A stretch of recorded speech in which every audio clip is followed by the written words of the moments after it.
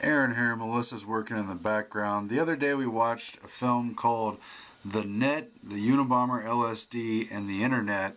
And it goes hand in hand with the things that Ted Kaczynski had written about technology, where things are going into such a controlled society, the society that we live in now, and which is still unfolding, the society that people like Ray Kurzweil have supported and been the proponents of, as in his book, The Age of Spiritual Machines.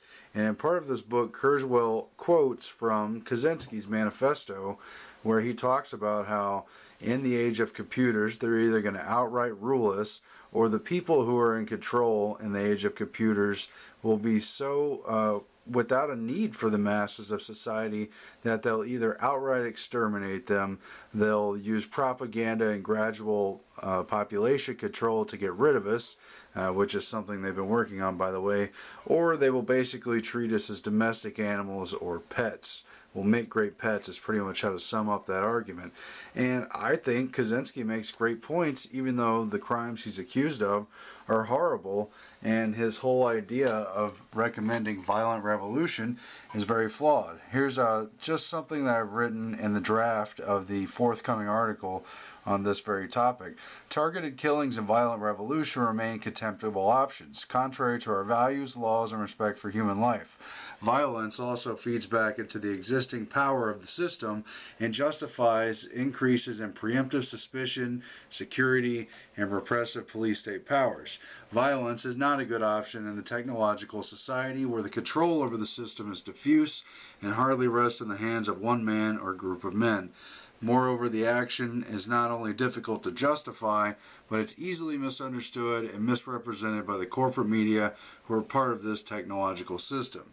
So Ted Kaczynski is wrong about advocating violence as a solution to the technology problem, or indeed doing it, if indeed he's guilty of the crimes he's accused of. Apparently, as this documentary points out, there wasn't even a real trial, no real conviction. But President Kennedy, who died violently at the hands of the shadow government system, eerily warned, quote, "Those who make peaceful revolution impossible will make violent revolution inevitable."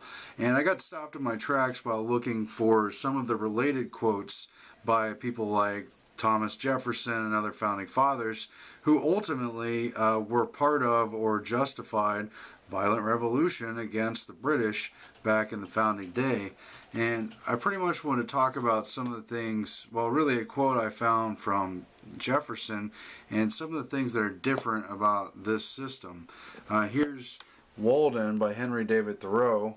If anything was idolized by Kaczynski, it was probably Walden. His place in Montana was even nicknamed Walden, at least by the media, I think even by himself. It's pretty much the antithesis of the age of spiritual machines. I don't know if Walden could work, though, as a system for the masses, although I think personally it would be a pretty nice ideal. And they talk about that, by the way, in this documentary. I've talked many times about Bertrand Russell's The Impact of Science on Society. And it's got some important things to say. It came out right after World War II. And in essence, it shows how the scientific dictatorship makes the rest of our system of government pretty much irrelevant or passé or outmoded or what have you. All our rights on paper and our theoretical system of democratic representative government is completely threatened by the technology that's upon us. Not only nuclear war, but really where computers have taken us. We really haven't gotten past the question of scientific dictatorship that Bertrand Russell raises in The Science of Society, The Impact of Science on Society. There's also in The Technological Society by Jacques Ellul, and he explains basically, to sum it up, how this creates a global system. He talks in this book and the propaganda book about the use of torture techniques, mind control. Right here on this page he talks about psychological control, organizational techniques, scientific techniques, planning techniques, biological techniques that will create human stud farms, euthanasia, obligatory vaccination. That's very timely, even though this book is also decades old.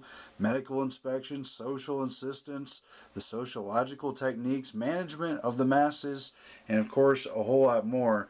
Those are just some of the things that are completely part of the technological society, guaranteed to come to us. And of course, we're also amidst the internet revolution.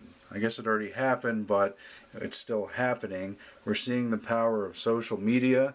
The wearable device phenomenon is upon us, and things are still just picking up speed.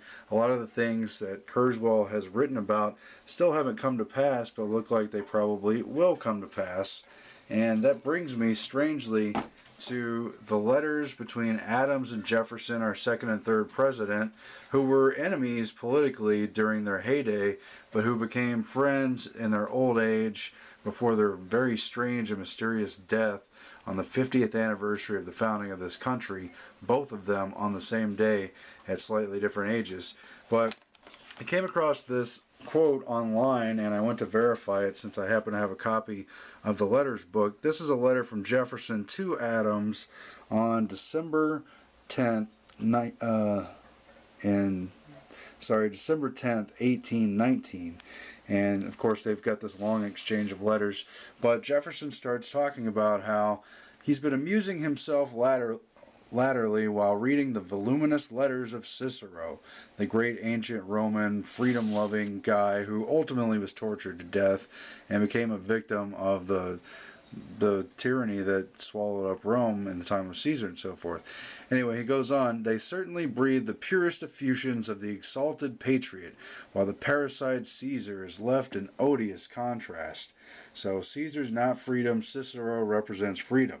When the enthusiasm, however, kindled by Cicero's pen and principles subsides into the cool reflection, I ask myself, this is Jefferson talking, what was that government which the virtues of Cicero were so zealous to restore, and the ambition of Caesar to subvert?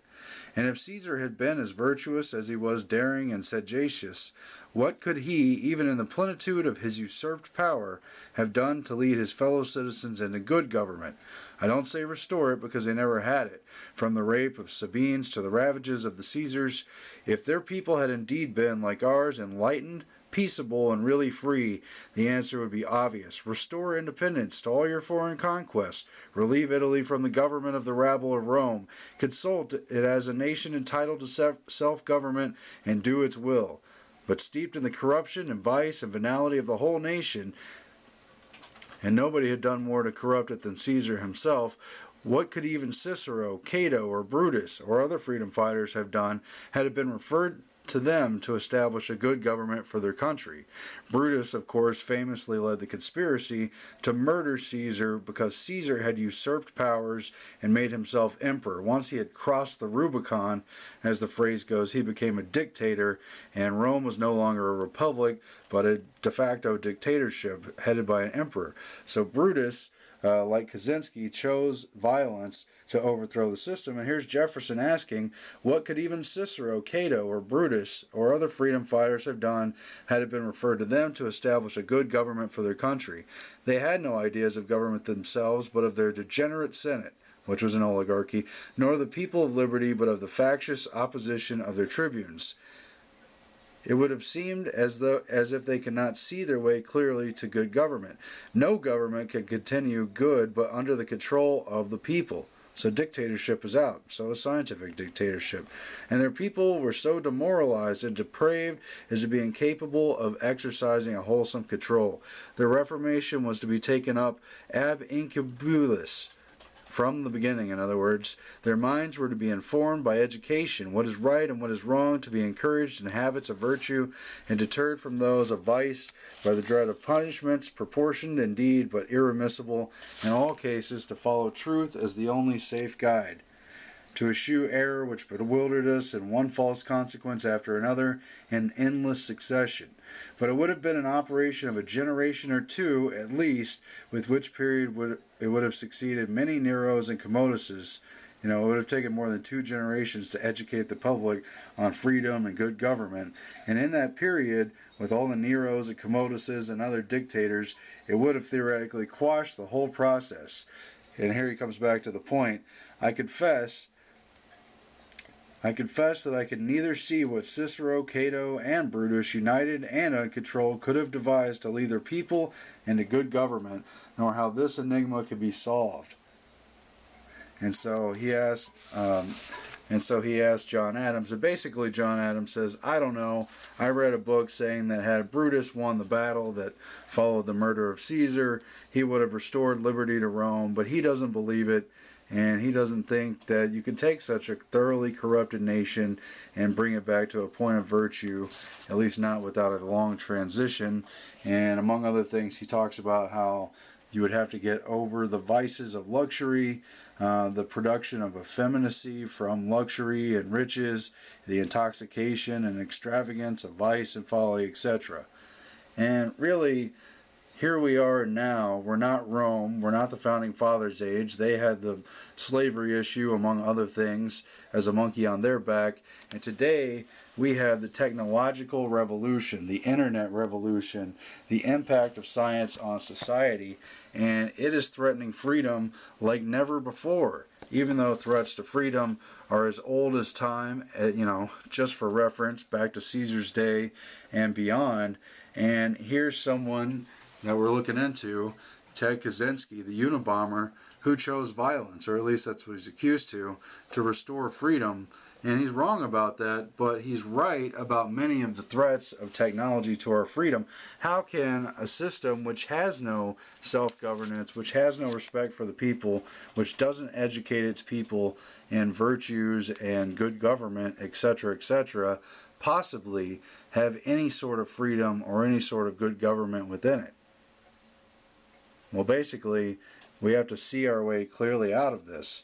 We have to educate ourselves and use the tools to find out how we could use technology to free us, if it's possible, to create a decentralized, self-governing, independent, self-sufficient, rugged individualist system with the overlay of technology. Otherwise, we better go back to the Kaczynski question of whether or not we should have this technology at all, and think if there's any way other than revolution of achieving it, because of course John Kennedy said those who are not allowed to seek peaceful revolution will find violent revolution inevitable. Or to quote it exactly, those who make peaceful revolution impossible will make violent revolution inevitable. And unfortunately, I don't know if the technological age would even see a successful violent revolution, even if it were somehow morally justified. I think it would all just be hokum and mass division, false flag, and other means of feeding back into the system's own power. So you tell me how we're going to get out of this.